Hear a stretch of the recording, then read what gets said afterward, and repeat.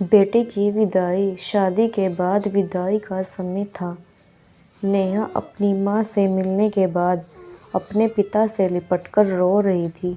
वहाँ मौजूद सब लोगों की आंखें नम थीं। नेहा ने घूंघट निकाला हुआ था। वह अपनी छोटी बहन के साथ सजाई गई गाड़ी के नज़दीक आ गई थी। दूल्हा अविनाश अपने खास मित्र विकास के साथ बातें कर रहा था। विकास, यार अविनाश, सबसे पहले घर पहुंचते ही होटल अमृतबाग चलकर बढ़िया खाना खाएंगे। यहाँ तेरी ससुराल में खाने का मज़ा नहीं आया। तभी पास में खड़ा अविनाश का छोटा भाई राकेश बोला, हाँ यार, पनीर कुछ ठीक नहीं था और रसमलाई में रस ही नहीं था। और वह ही कर जोर जोर से हंसने लगा। अविनाश भी पीछे नहीं रहा। अरे हम लोग अमृतबाग चलेंगे, जो खाना है खा लेना। मुझे भी यहाँ खाने में मज़ा नहीं आया, रोटियाँ भी गर्म नहीं थी। अपने पति के मुंह से सुनते ही नेहा, जो घूंघट में गाड़ी में बैठने ही जा रही थी, वापस मुड़ी। गाड़ी की फाटक को जोर से बंद किया। घूंघट हटाकर अपने पापा के पास पहुंची। अपने पापा का हाथ अपने हाथ में लिया। मैं ससुराल नहीं जा रही पिताजी, मुझे यह शादी मंजूर नहीं।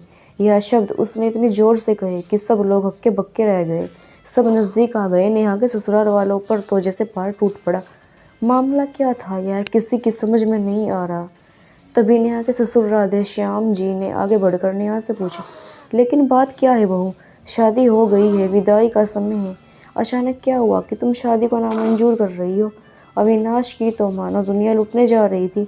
वह भी नेहा के पास आ गया। अविनाश के दोस्त भी, सब लोग जानना चाहते थे कि आखिर ऐन वक्त पर क्या हुआ कि दुल्हन ससुराल जाने से मना कर रही है। नेहा ने अपने पिता दयाशंकर जी का हाथ पकड़ रखा था। नेहा ने अपने ससुर से कहा, बाबूजी, मेरे माता पिता ने अपने सपनों को मारकर हम बहनों को पढ़ाया लिखाया व काबिल बनाया है। आप जानते हैं एक बाप के लिए बेटी क्या मायने रखती है। आप व आपका बेटा नहीं जान सकते क्योंकि आपके कोई बेटी नहीं है। नेहा रोती हुई बोले जा रही थी, आप जानते हैं मेरी शादी के लिए व शादी में बारातियों की आवाभगत में कोई कमी न रह जाए, इसलिए मेरे पिताजी पिछले 1 साल से रात को 2-3 बजे तक जागकर मेरी माँ के साथ योजना बनाते थे। खाने में क्या बनेगा, रसोइया कौन होगा। पिछले 1 साल में मेरी माँ ने नई साड़ी नहीं खरीदी क्योंकि मेरी शादी में कमी न रह जाए। दुनिया को दिखाने के लिए अपनी बहन की साड़ी पहनकर मेरी माँ खड़ी है।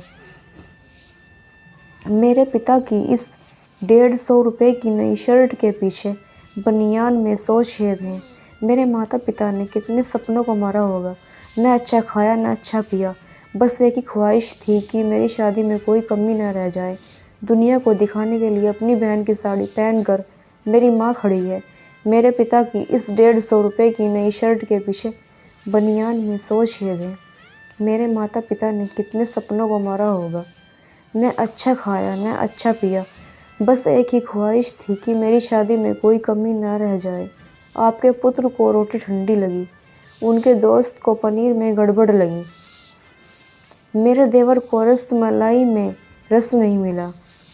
इनका खिलखिला कर हंसना मेरे पिता के अभिमान को ठेस पहुंचाने के समान है। मुझ में कोई कमी आपने नहीं रखी, यह बात इनकी समझ में नहीं आई। दयाशंकर जी ने नेहा के सर पर हाथ फिराया। अरे पगली, बात का पतंगड़ बना रही है। मुझे तुझ पर गर्व है कि तू मेरी बेटी है, लेकिन बेटा इन्हें माफ़ कर दे। तुझे मेरी कसम, शांत हो जा। तभी अविनाश ने आकर दयाशंकर जी के हाथ पकड़ लिए। मुझे माफ़ कर दीजिए बाबूजी, मुझसे गलती हो गई। मैं उसका गला बैठ गया था, रो पड़ा था वह। तभी राधे श्याम जी ने आगे बढ़कर नेहा के सर पर हाथ रखा। मैं तो बहू लेने आया था, लेकिन ईश्वर बहुत कृपालु है, उसने मुझे बेटी दे दी, वह बेटी की अहमियत भी समझा दी। मुझे ईश्वर ने बेटी नहीं दी, शायद इसलिए कि तेरे जैसी बेटी मेरे नसीब में थी। नेहा ने अपने ससुर के हाथ पकड़ लिए। बाबूजी, राधे श्याम जी ने कहा। बाबूजी नहीं, पिताजी। नेहा अब राजी खुशी अपने ससुराल रवाना हो गई थी। पीछे छोड़ गई थी आंसुओं से भीगी अपनी माँ, पिताजी की आंखें, अपने पिता का वह आंगन जिस पर कल तक वह चहकती थी। आज से इस आंगन की चिड़िया उड़ गई थी किसी दूर प्रदेश में और किसी पेड़ पर अपना घरौंदा बनाएगी। कभी हम शादी में जाएं, ध्यान रखें कि पनीर की सब्जी बनाने में एक पिता ने कितना कुछ खोया होगा, वह कितना खोएगा। अपना आंगन उजाड़ कर दूसरे के आंगन को महकाना कोई छोटी बात नहीं। खाने में कमियां ना निकाले। बेटी की शादी में बनने वाला पनीर, रोटी या रसमलाई पकाने में उतना समय लगता है जितनी लड़की की उम्र होती है।